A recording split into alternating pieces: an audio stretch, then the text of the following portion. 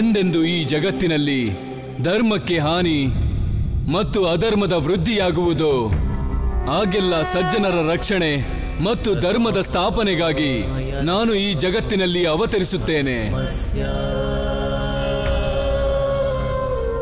ಗ್ಲಾನಿರ್ಭವತಿ ಭಾರತ ಅಭ್ಯುತ್ಥಾನಂ ಅಧರ್ಮಸ್ಯ ತದಾತ್ಮಾನಂ ಸೃಜಾಮ್ಯಹಂ.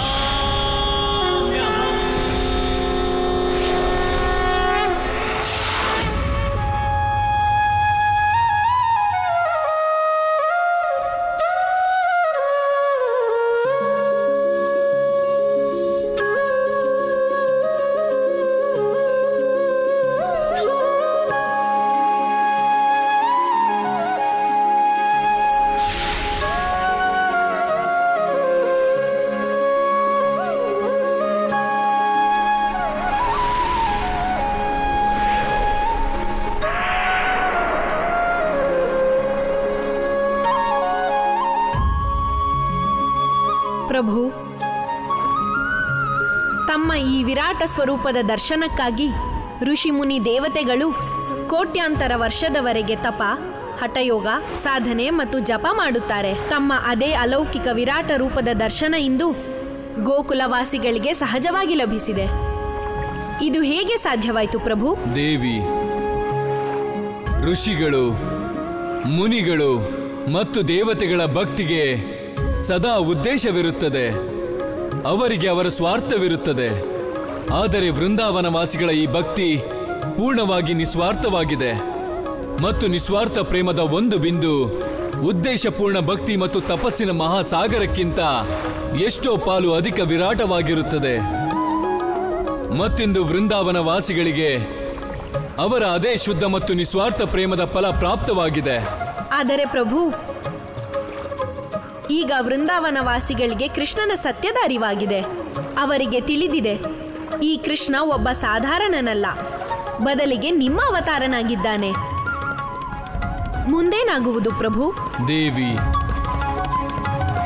ವೃಂದಾವನವಾಸಿಗಳಿಗೆ ಕೃಷ್ಣನ ವಿರಾಟ ರೂಪದ ದರ್ಶನವಾಗುವುದು ಅವರ ವರ್ತಮಾನ ಕರ್ಮದ ಪ್ರತಿಫಲವಾಗಿತ್ತು. ಆದರೆ ಇನ್ನಾಗಲಿರುವುದು ಒಂದು ಸುಂದರ ಭವಿಷ್ಯ ಮತ್ತು ಧರ್ಮದ ಸ್ಥಾಪನೆಯ ಅಗತ್ಯದಂತೆ ನಡೆಯಲಿದೆ.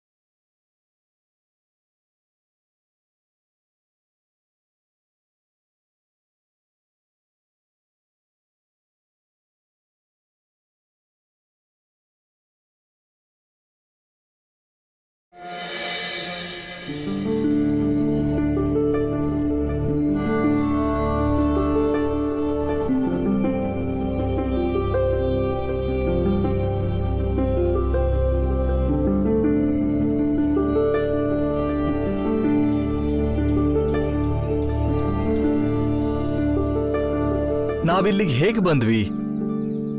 ಮತ್ತೆ ಬ್ರಾಹ್ಮಣಗಳ ಗೊಲ್ಲ, ಇಲ್ಲಿದ್ದ ಬ್ರಾಹ್ಮಣ ದೇವರೆಲ್ಲೋದ್ರು? ರಾಧೆ, ನಿನ್ಗೆ ಗೊತ್ತಾಗ್ಲೇ ಇಲ್ಲ ಅನ್ಸುತ್ತೆ. ಎಲ್ಲ ಬ್ರಾಹ್ಮಣ ದೇವಂಗೂ ಸತ್ಯದ ಅರಿವಾಗಿದೆ, ಹಾಗಾಗಿ ಅವರು ಹೊರಟೋದ್ರು. ಸತ್ಯದ ಅರಿವಾ? ಹಾಗಾದ್ರೆ ನಮ್ಗ್ಯಾಕ್ ಸತ್ಯದ ಅರಿವಾಗಿಲ್ಲ? ಗೊಲ್ಲ, ನನ್ಗೆಲ್ಲ ಗೊತ್ತಿದೆ. ನೀನು ಖಂಡಿತ ಅವ್ರಿಗೇನು ಮೋಸ ಮಾಡಿದ್ಯಾ, ಅದಕ್ಕೆ ಬ್ರಾಹ್ಮಣ ದೇವರು ಹೊರಟೋದ್ರು. ಹೇಳು, ಏನ್ ಮಾಡ್ದೆ ನೀನು ಅವ್ರಿಗೆಲ್ಲ? ಅಮ್ಮ, ಈ ರಾಧೆ ಪ್ರಶ್ನೆಗೆ ಉತ್ತರ ನನ್ನ ಹತ್ರ ಇಲ್ಲ. ಎಲ್ಲ ಗೊತ್ತಿದ್ರು ಕೂಡ ಒಂದೇ ಪ್ರಶ್ನೆ ಕೇಳ್ತಿರ್ತಾಳೆ.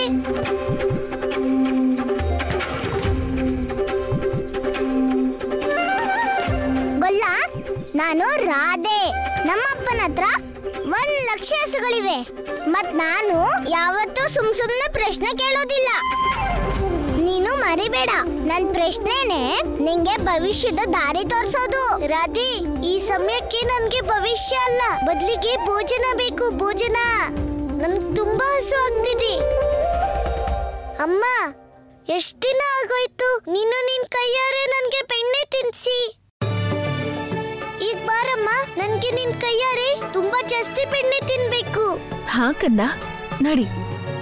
ನನಗೇನು ಅರ್ಥನೇ ಆಗ್ತಿಲ್ಲ. ನಾವಿಲ್ಲಿಗೆ ಹೇಗ್ ಬಂದ್ವಿ? ಅಮ್ಮ, ನೀನ್ ನನ್ನ ಹುಡ್ಕೊಂಡ್ ಬಂದಿದ್ದೆ, ಮತ್ ನಾನ್ ಸಿಕ್ಬಿಟ್ಟೆ. ಈಗ ನಡಿ, ಮನೆಗೆ ಹೋಗ್ಬಿಟ್ಟು ಹೊಟ್ಟೆ ತುಂಬಾ ಬೆಣ್ಣೆ ತಿನ್ಸಿವಂತೆ. ನಡಿ.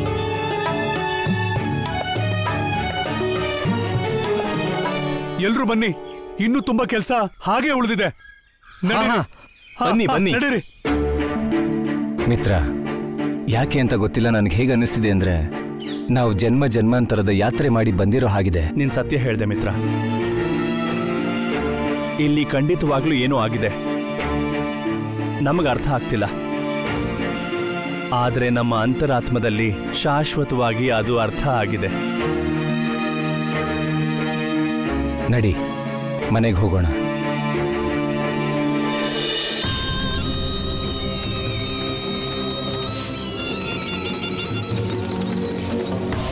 ಗಮನವಿಟ್ಟು ನೋಡು ಮಮತಾಮಯಿ ಮಾತೆ ಧರ. ಈ ಪ್ರೇತಾತ್ಮಗಳನ್ನು ಗಮನವಿಟ್ಟು ನೋಡು.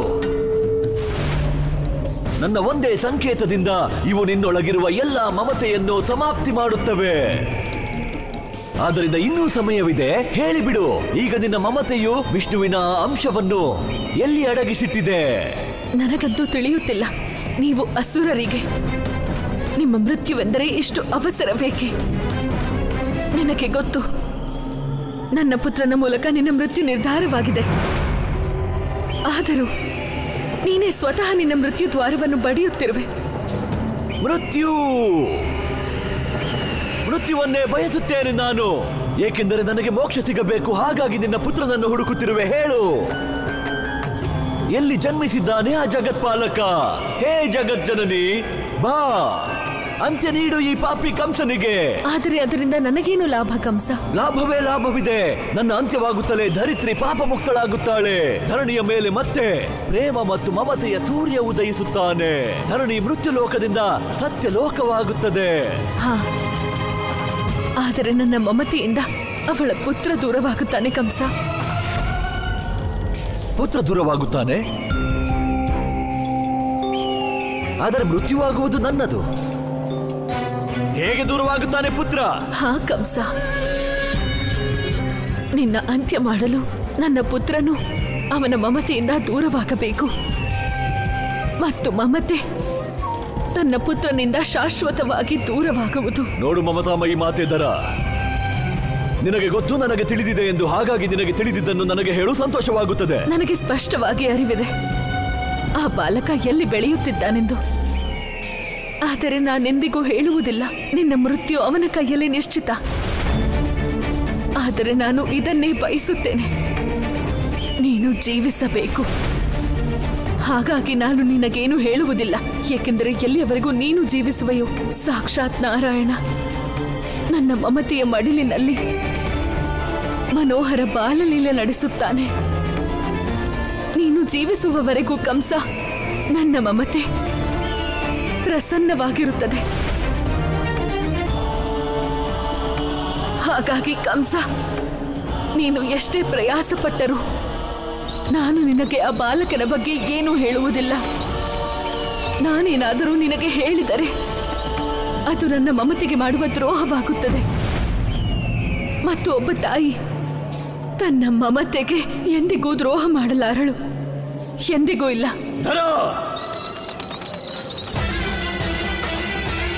ಆ ಬಾಲಕನ ಪತ್ತೆಯನ್ನು ನಾನು ಮಾಡಿಯೇ ಮಾಡುವೆ. ಅದಕ್ಕಾಗಿ ಈಗ ನಾನು ನಿನ್ನ ಮಮತೆಯನ್ನೇ ಸಮಾಪ್ತಿಗೊಳಿಸಬೇಕಾದರೂ ಸರಿ.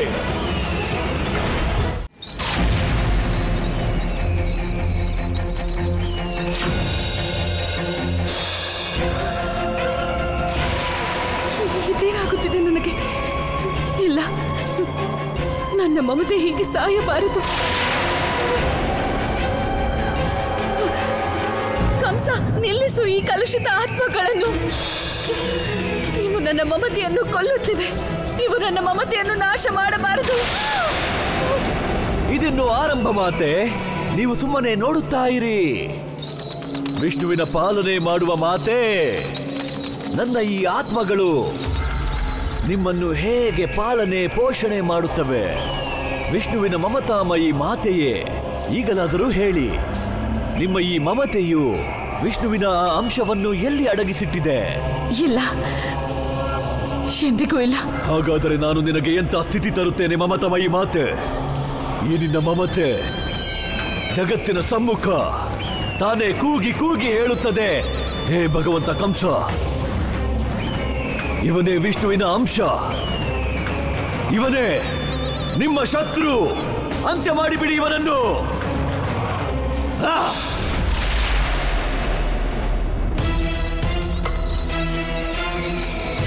ಧರ, ಆ ವಂಚಕನು ನಿನ್ನ ಮಮತೆಯನ್ನು ತನ್ನ ಪಾಲಕಿಯನ್ನಾಗಿಸಿದಾನಲ್ಲವೇ? ಈಗ ನೋಡು, ಆ ಪಾಲಕಿಯ ಮಮತೆಯನ್ನು ನಾನು ಹೇಗೆ ಮಾರಣಾಂತಕವಾಗಿಸುತ್ತೇನೆ.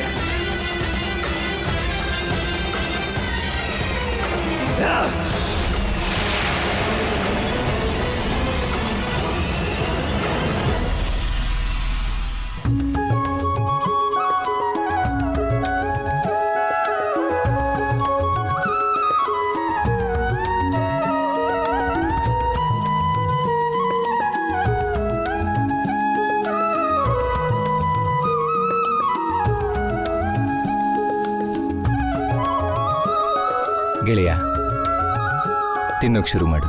ಅಮ್ಮ, ನಿನ್ ಕೈಯಲ್ಲಿ ಬೆಣ್ಣೆ ತಿನ್ನೋದ್ರಲ್ಲಿ ಇರೋ ಆನಂದನೇ ಬೇರೆ. ನಂದ, ನಿನ್ ನೆನಪಿದೆಯಾ ಕೃಷ್ಣ ಜನ್ಮ ಸಮಯದಲ್ಲಿ ಪೂರ್ತಿ ವ್ರಜಮಂಡಲದಲ್ಲಿ ಹೇಗೆ ಅನೂಹ್ಯ ಘಟನೆಗಳು ನಡೀತಾ ಇತ್ತು? ಹಾ ಮಿತ್ರ, ಆ ಶುಭರಾತ್ರಿ ಹೇಗೆ ಮರೆಯಕ್ಕಾಗತ್ತೆ?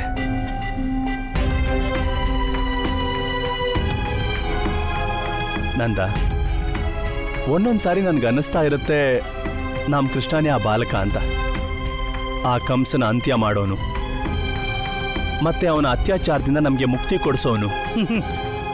ಕಂಸನ ಅಂತ್ಯ? ಋಷಭಾನಣ್ಣ, ನೀವು ಹಾಸ್ಯನೂ ಎಷ್ಟು ಗಂಭೀರವಾಗಿ ಮಾಡ್ತೀರಾ? ತಗೊಳ್ಳಿ, ಇದನ್ನ ನೀವು ತಿನ್ನಿ.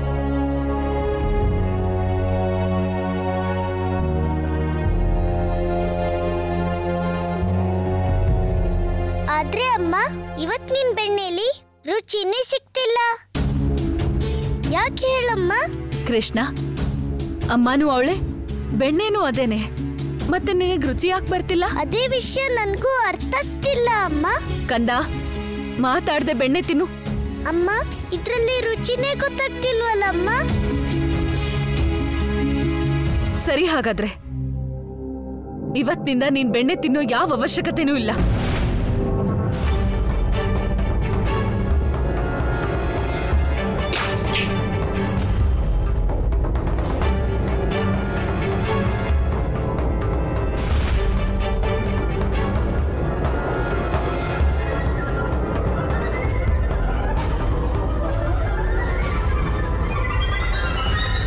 ಬೆಣ್ಣೆ ತಿನ್ನೋದ್ರಲ್ಲಿ ರುಚಿ ಸಿಗ್ತಿಲ್ಲ ಅಲ್ವಾ? ಈಗ್ಲೇ ತೋರಿಸ್ತೀನಿ, ಇರು.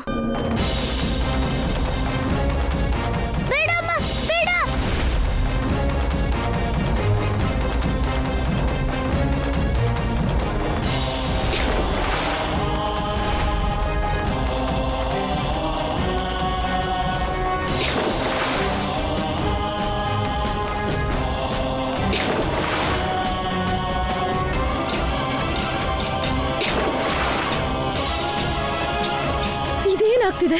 ಯಶೋದೆ ಅದಕ್ಕೆ. ಯಶೋದೆ ಏನಾಯ್ತು ನಿನಗೆ?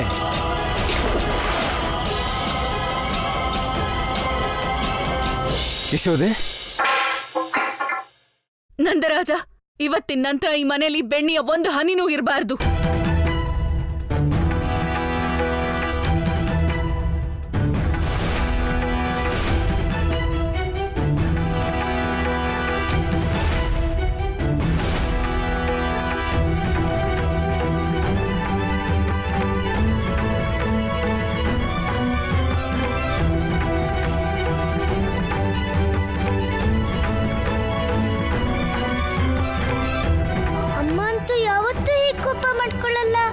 ಇವತ್ತಿಗೆ ಏನಾಗಿದೆ?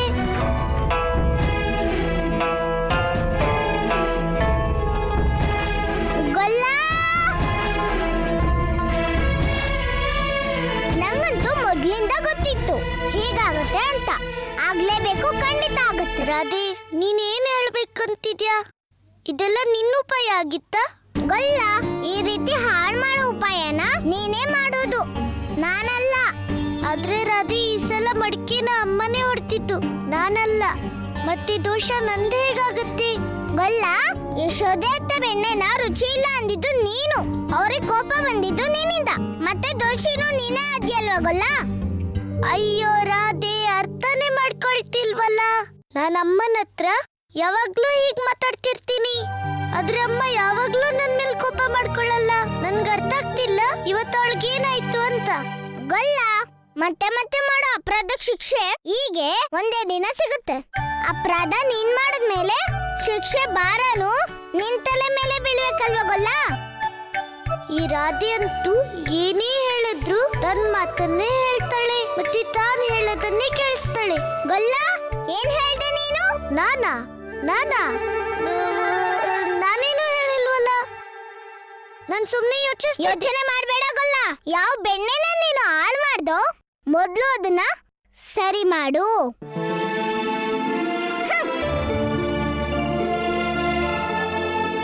ಈ ರಾಧೆ ಅಧಿಕ ಪ್ರಸಂಗಿನಿ, ಆದ್ರೆ ಕೆಲವೊಮ್ಮೆ ಇವಳು ಉಪಯೋಗಕ್ಕೆ ಬರ್ತಾಳೆ.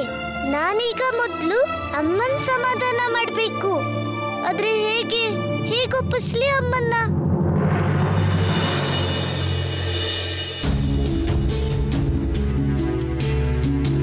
ಯಶೋದೆ, ಏನಾಯ್ತು ನಿಂಗೆ? ಇಷ್ಟು ಚಿಕ್ಕ ಮಾತಿಗೆ ಇಷ್ಟೊಂದು ಕೋಪನ? ಯಶೋದೆ, ಏನಾದ್ರೂ ವಿಷಯ ಇದ್ರೆ ನೀನ್ ನನಗೆ ಹೇಳ್ಬಹುದು. ಯಶೋದೆ, ಮಾತೆ ಆಡ್ದಿದ್ರೆ ಯಾವ ಸಮಸ್ಯೆಗೂ ಪರಿಹಾರ ಸಿಗೋದಿಲ್ಲ. ಏನು ವಿಷಯ ಹೇಳು. ನಾನು ಹೇಳಲ್ಲ, ನಾನು ಹೇಳೋದಿಲ್ಲ, ಏನೂ ಹೇಳೋದಿಲ್ಲ.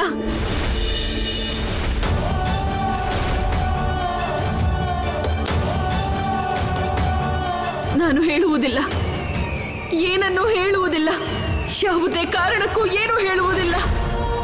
ಕಂಸ, ನೀನು ಎಷ್ಟಾದರೂ ಅತ್ಯಾಚಾರ ಮಾಡು, ಆದರೆ ಒಬ್ಬ ತಾಯಿಯ ಮಮತೆಯ ಮುಂದೆ ಗೆಲ್ಲಲಾರೆ. ನಿನ್ನ ಅಸುರ ಶಕ್ತಿಗಳು ನನಗೆ ಮೋಸ ಮಾಡದು. ಮಮತಾಮಯಿ ಮಾತೆ ಧರ, ಅವಸರ ಅಂತೂ ನನಗೂ ಇಲ್ಲ, ಯಾವ ತೊಂದರೆ ಇಲ್ಲ. ಏಕೆಂದರೆ ಎಷ್ಟು ದೀರ್ಘಕಾಲದಿಂದ ಪ್ರತೀಕ್ಷೆ ಮಾಡುತ್ತಿದ್ದೆ ನಾನು.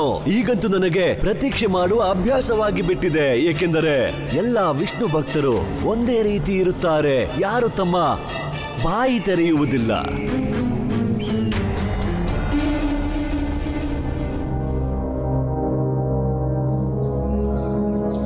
ಅಮ್ಮ,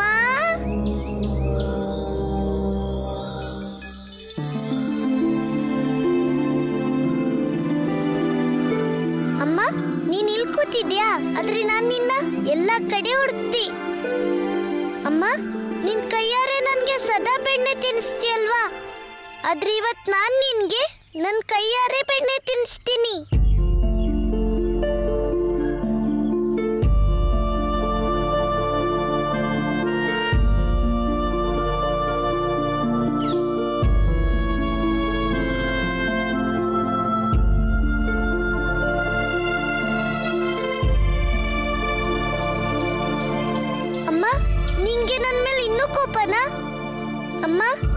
ನಿನ್ಗೆ ಸುಮ್ಮನೆ ಕಷ್ಟ ಕೊಡ್ತಿದ್ದೆ, ಯಾಕಂದ್ರೆ ಇನ್ನೂ ಪ್ರೀತಿಯಿಂದ ಬೆಣ್ಣೆ ತಿನ್ನಿಸ್ಲಿ ಅಂತ. ನಿನ್ ಕಂದನ್ನ ಕ್ಷಮಿಸ್ಬಿಡು ಅಮ್ಮ. ಧರ, ಇನ್ನು ನಾನು ನಿನ್ನ ಮಮತೆಯನ್ನು ಎಷ್ಟು ಬದಲಾಯಿಸುತ್ತೇನೆಂದರೆ ಅದು ಸ್ವತಃ ನನಗೆ ಶರಣಾಗಿ ಬಿಡುತ್ತದೆ ಮತ್ತು ಆನಂತರ ಆ ವಂಚಕನನ್ನೆಲ್ಲ ಭಗವಂತ ಕಂಸನಿಗೆ ಸಹಾಯ ಮಾಡುತ್ತದೆ.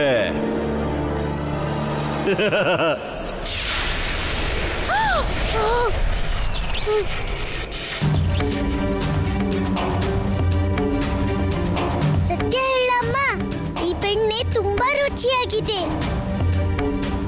ಅಮ್ಮ, ಒಂದ್ಸಲ ನೀನು ತಿಂದು ನೋಡು ಅಮ್ಮ.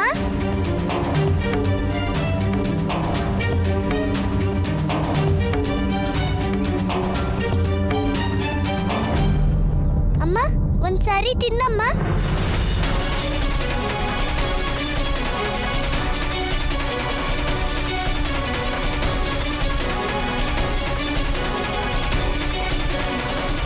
ನನ್ನನ್ನು ಕ್ಷಮಿಸು ಪುತ್ರ.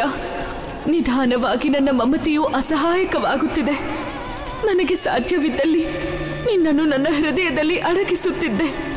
ಆದರೆ ಈ ಅಸುರಿ ಶಕ್ತಿಗಳು ನನ್ನನ್ನು ಬಿಡುತ್ತಿಲ್ಲ. ನಾನು ಅಸಹಾಯಕಳು ಕಂದ.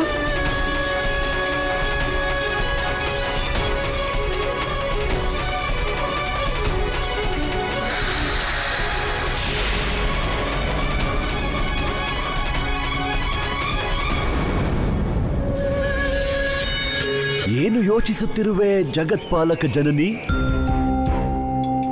ಆ ವಂಚಕನ ಕುರಿತು ಏನಾದರೂ ಹೇಳಬೇಕೆ? ಹೇಳಿಬಿಡು, ಹೇಳು ಹೇಳು. ನನಗೆ ತಿಳಿದಿದೆ ನೀನು ಏನೂ ಹೇಳುವುದಿಲ್ಲ. ಅನುಭವಿಸು, ಏಕೆಂದರೆ ನೀನು ಅದೆಷ್ಟು ಆ ಚಕ್ರಧಾರಿಯ ರಹಸ್ಯ ಅಡಗಿಸುವೆಯೋ ನಿನ್ನ ಮಮತೆ ಅಷ್ಟೇ ಚಟಪಟ ಚಟಪಟ ಚಟಪಟವೆಂದು ಹಾರುತ್ತದೆ.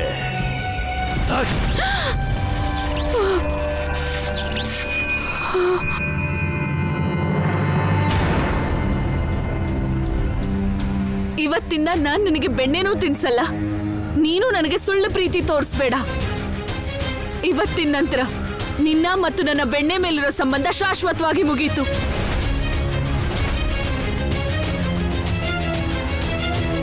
ಅಯ್ಯೋ ಅಮ್ಮ, ನನ್ ಮಾತು ಕೇಳಮ್ಮ. ಅಮ್ಮ, ಅಪ್ಪ, ಅಮ್ಮನ್ ತಡೀರಿ. ಕೃಷ್ಣ, ನೀನ್ ಚಿಂತೆ ಮಾಡ್ಬೇಡ, ನಿನ್ ತಾಯಿ ಹತ್ರ ಮಾತಾಡ್ತೀನಿ. ಇಲ್ಲ ಅಪ್ಪ, ಅಮ್ಮನ ಹತ್ರ ನೀವು ಮಾತಾಡೋದ್ ಬೇಡ. ನಾನೇ ಅವಳಿಗೆ ದುಃಖ ಕೊಟ್ಟಿದ್ದು, ನಾನೇ ಅಮ್ಮನ ಸಮಾಧಾನ ಮಾಡ್ತೀನಿ. ಅಮ್ಮ ಕೇಳಮ್ಮ, ಅಮ್ಮ ಕೇಳು, ನಿಂತ್ಕೋ ಅಮ್ಮ.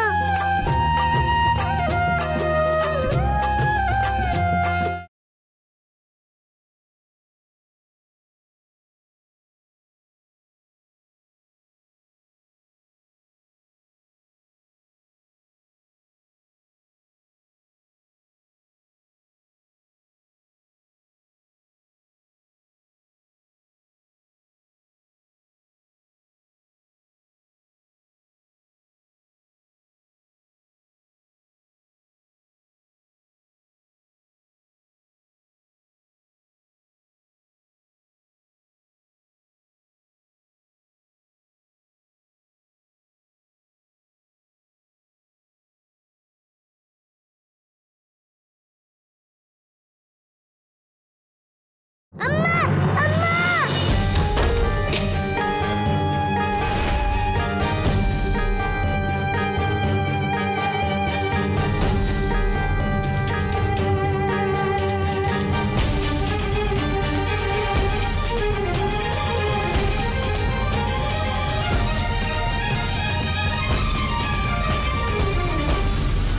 ಕಣ್ಣ ಮುಚ್ಚೆ ಕಾಡೆ ಗೂಡೆ, ಉದ್ದಿನ ಮೂಟೆ ಉರುಳೆ ಹೋಯ್ತು. ಕಣ್ಣ ಮುಚ್ಚೆ ಆಡುತ್ತಲಿದೆ, ನನ್ನಿಂದ ಮರೆಯಾಗಿ ಆ ನೇತ್ರ.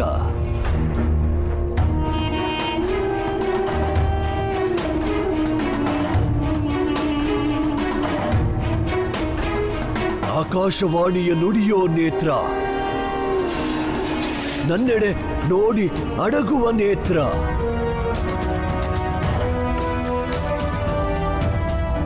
ಅಡಗುತ್ತ ಅಲೆಯುತ್ತ ಕಳ್ಳನ ಹಾಗೆ, ನನ್ನ ಅಸುರರಿಗೆ ಬೆಂಕಿಯ ಹಾಗೆ.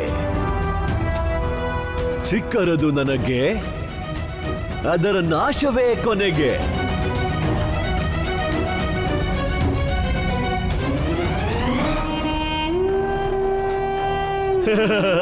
ಕೆಲವದು ಕಪ್ಪು, ಕೆಲವದು ಕೆಂಪು, ಕೆಲವರಿಗಂತೂ ನೀಲಿಯ ನೇತ್ರ.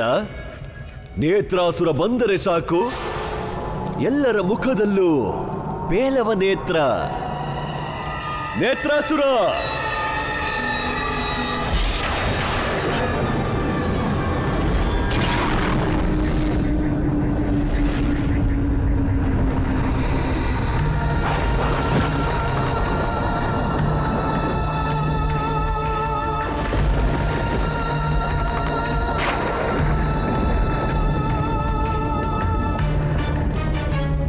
ಆಶೀರ್ವಾದ.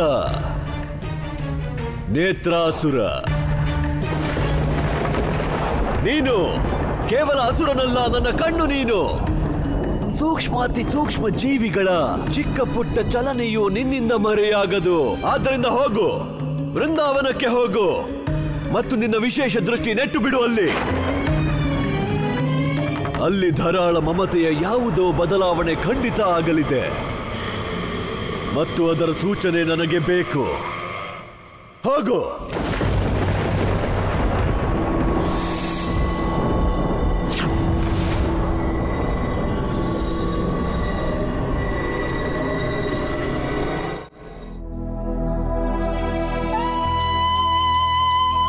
ಅಮ್ಮ, ನೀನೇ ಹೇಳ್ತೀಯಲ್ವಾ, ಎಲ್ಲ ಮಕ್ಕಳು ತಪ್ಪು ಮಾಡ್ತಾನೆ ಇರ್ತಾರೆ, ಮತ್ತೆ ಅಮ್ಮ ಅವ್ರ ತಪ್ಪನ್ನ ಕ್ಷಮಿಸ್ತಾಳೆ. ಆದ್ರೆ ಈ ಸಾರಿ ನನ್ನಿಂದ ಅಂತ ತಪ್ಪು ಏನಾಯ್ತಮ್ಮ? ನಿನ್ಗೆ ನನ್ ಮುಖ ನೋಡಕ್ಕೂ ಇಷ್ಟ ಇಲ್ಲ ಅಲ್ಲ? ಗೊಲ್ಲ, ಇದೇನಿದು?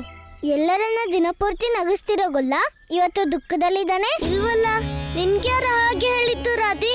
ಗೊಲ್ಲ, ನಮ್ಮ ಅಪ್ಪನ ಹತ್ರ 1,00,000 ಹಸುಗಳಿವೆ. ಮತ್ತೆ ನನ್ಗೆ ಅವುಗಳ ಮನ್ಸಿನ ಮಾತು ಗೊತ್ತಾಗತ್ತೆ.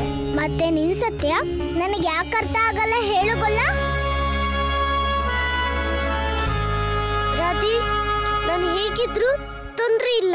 ನನ್ನ ಪಾಡಿಗೆ ನನ್ನ ಬಿಟ್ಬಿಟ್ಟು ನೀನ್ ಇಲ್ಲಿಂದ ಹೋಗು. ಹೋಗು ನೀನು. ಹಾಗೆ ಹೋಗ್ತೀನಿ.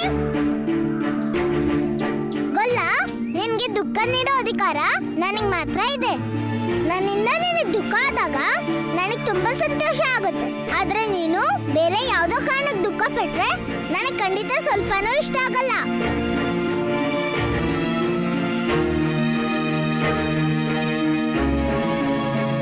ನೀನು ಯಶೋದತ್ತ ಬಗ್ಗೆ ಚಿಂತೆ ಮಾಡ್ತಿದ್ದೀವಲ್ಲ? ಹಾ ರಾಧಿ, ಯಾಕಂತಾನೆ ಗೊತ್ತಿಲ್ಲ. ನನ್ಗನ್ಸ್ತಾ ಇರೋದೇನಂದ್ರೆ ಅಮ್ಮಂಗೆ ದುಃಖ ಆಗೋದ್ರಿಂದ ಬೇರೆ ಯಾವ್ದೋ ಕಾರಣ ಇದೆ. ಅದು ಅಮ್ಮಂಗ್ ಕೂಡ ಗೊತ್ತಿಲ್ಲ. ಗೊಲ್ಲ, ನೀನ್ ಚಿಂತೆ ಮಾಡ್ಬೇಡ. ಯಶೋದತ್ತ ಸಮಸ್ಯೆಗೆ ಪರಿಹಾರ ನಾವಿಬ್ರು ಜೊತೆಲೇ ಹುಡ್ಕೋಣ. ಅಷ್ಟೇ ಅಲ್ಲ, ರಾಧಾ ಕೃಷ್ಣ ಜೊತೆ ಆದ್ರೆ ಸಮಸ್ಯೆಗೆ ಅದಾಗೆ ಪರಿಹಾರ ಸಿಕ್ಬಿಡುತ್ತೆ. ನೀನ್ ನೋಡ್ತಿರೋ ಗೊಲ್ಲ, ಯಶೋದತ್ತೆ ಮತ್ತೆ ಮೊದ್ಲಿನ ತರ ಆಗ್ತಾರೆ. ಖಂಡಿತ ಆಗ್ತಾರೆ.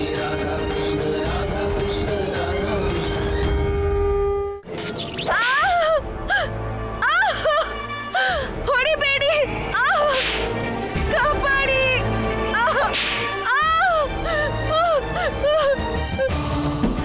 ಯಶೋದೆ ಅಕ್ಕ, ಯಶೋದೆ ಅತ್ಗೆ, ಯಶೋದೆ ಯಶೋದೆ ಅತ್ಗೆ, ಯಶೋದೆ, ಯಶೋದೆ ಅತ್ಗೆ. ಅಕ್ಕ, ಬರದಿ ತಗೊಳ್ಳ.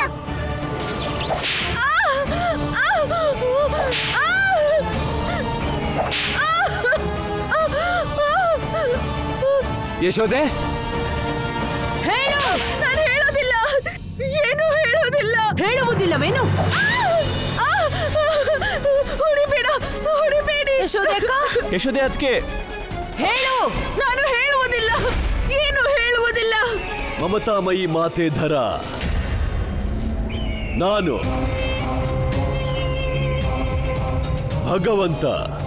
ಭಗವಂತ ಕಂಸ ಮತ್ತು ಭಗವಂತ ಕಂಸನ ಎದುರು ನಿಮ್ಮ ಮಮತೆಯು ಪರಾಜಿತವಾಗಲೇಬೇಕು.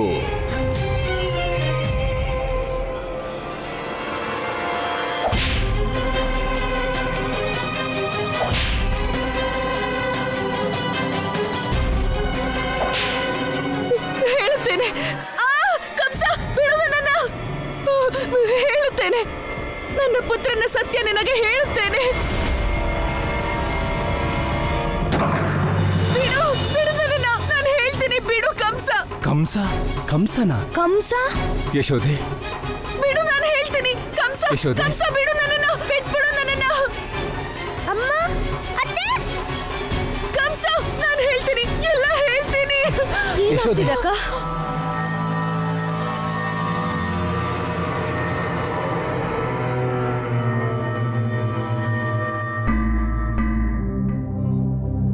ಕಂಸ, ನನ್ನ ಅಮ್ಮಂಗೆ ಈ ಸ್ಥಿತಿ ತಂದಿರೋ ಕಂಸ, ನನ್ನ ಅಮ್ಮಂಗೆ ನೋವು ನೀಡಿರೋ ಕಂಸ, ಅಮ್ಮನ ಕಷ್ಟಕ್ಕೆಲ್ಲ ಕಾರಣ ನೀನೇ ಕಂಸ. ಕಂಸ ಕಂಸ ಕಂಸ. ಧರ ಧರ, ವಿಷ್ಣುವನ್ನು ಪಾಲಿಸಿ ಮಲಗಿಸುವ ಮಾತೆ ಸ್ವತಃ ನೀನೇ ಮಲಗಿದೆಯಾ? ಕೊಂದು ಬಿಟ್ಟೆ. ನೀನು ಇವಳ ಹತ್ಯೆ ಮಾಡಿದೆ. ಎಷ್ಟು ಕಷ್ಟಪಟ್ಟು ಇವಳನ್ನು ಸತ್ಯಲೋಕದಿಂದ ಇಲ್ಲಿಗೆ ಕರೆತಂದೆ. ಆ ವಂಚಕನ ಸತ್ಯ ತಿಳಿಯಲು, ಮತ್ತು ನೀನು ಇವಳ ಕಂಸ ನಾಮ ಸತ್ಯ ಮಾಡಿದೆ.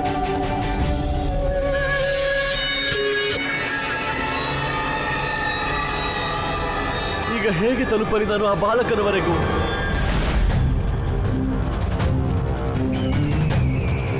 ವಿಷ್ಣುವಿನ ಪರಮಾವತಾರದವರೆಗೆ. ಭಗವಂತ, ಆತ್ಮಗಳು ಎಂದಿಗೂ ಆತ್ಮ ಎಂದು ಸಾಯುವುದಿಲ್ಲ. ಮತ್ತೆ ಇದರ ಅರ್ಥ? ಈ ಧರಾಳ ಆತ್ಮ ಸುಪ್ತಾವಸ್ಥೆಗೆ ಹೋಗಿದೆ ಭಗವಂತ.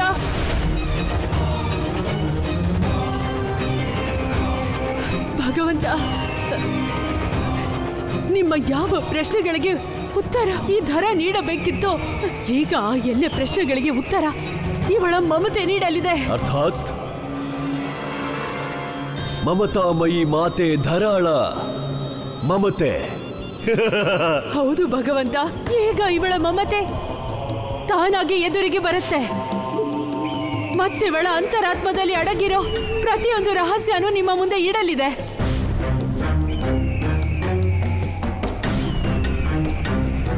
ಚಕ್ರಧಾರಿ,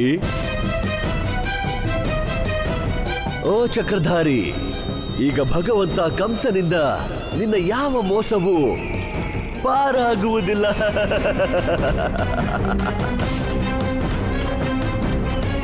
ಮಮತಾ,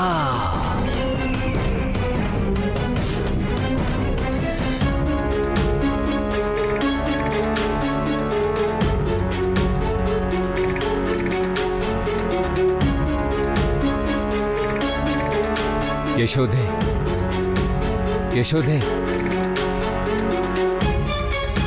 ಗೆಳೆಯ, ನನಗಂತೂ ಏನೂ ಅರ್ಥ ಆಗ್ತಿಲ್ಲ. ಯಶೋದೆ ನಡತೆಯಲ್ಲಿ ಇಂಥ ದೊಡ್ಡ ಪರಿವರ್ತನೆ, ಪದೇ ಪದೇ ಪ್ರಜ್ಞೆ ಹೋಗೋದು, ಮತ್ತೆ ಕಂಸನ ಹೆಸರು ಹೇಳೋದು, ನನಗೇನು ಅರ್ಥನೇ ಆಗ್ತಿಲ್ಲ. ಇಷ್ಟಂತೂ ಸ್ಪಷ್ಟ ಇದೆ ಮಿತ್ರ. ಇವೆಲ್ಲಾದ್ರೂ ಹಿಂದೆ ಕಂಸನ್ ಕೈವಾಡ ಇದೆ. ಅವನು ವೃಂದಾವನದ ಜನರ ವಿರುದ್ಧ ಏನೋ ಹೊಸ ಷಡ್ಯಂತ್ರ ಮಾಡ್ತಾ ಇದ್ದಾನೆ. ಆದ್ರೆ ಇದಕ್ಕೂ ಯಶೋದೆ ಅಕ್ಕಂಗೂ ಏನ್ ಸಂಬಂಧ? ಏನು ಗೊತ್ತಾಗ್ತಿಲ್ಲ. ಆದ್ರೆ ಇನ್ನು ವೈದ್ಯರು ಯಾಕೆ ಬರಲಿಲ್ಲ? ವೈದ್ಯರು ಬಂದಿದ್ದಾರೆ. ಬನ್ನಿ ವೈದ್ಯರೇ. ವೈದ್ಯರೇ, ಬೇಗ ನೋಡಿ. ತುಂಬಾ ಸಮಯ ಆಯ್ತು, ಆದ್ರೆ ಇನ್ನೂ ಯಶೋದೆಗೆ ಪ್ರಜ್ಞೆ ಇಲ್ಲ. ಚಿಕ್ಕಪ್ಪ, ಕೃಷ್ಣ ಎಲ್ಲಿದ್ದಾನೆ? ಕೃಷ್ಣ? ಕೃಷ್ಣ ಇಲ್ಲೇ ಇದ್ನಲ್ಲ. ಯಶೋದೆ ಚಿಕ್ಕಮ್ಮ ಇಂಥ ಸ್ಥಿತಿಯಲ್ಲಿದ್ರು, ಕೃಷ್ಣ ಇಲ್ಲಿ ಇಲ್ವೇ ಇಲ್ವಲ್ಲ? ಖಂಡಿತ ಏನೋ ವಿಷಯ ಇದೆ. ನಾನು ಈಗಲೇ ಹೋಗಿ ನೋಡ್ತೀನಿ. ನಿಲ್ಲು ಬಲ್ರಮ್ಮ, ನಾನು ಜೊತೆಗೆ ಬರ್ತೀನಿ. ಬನ್ನಿ ದಾಮು ಚಿಕ್ಕಪ್ಪ.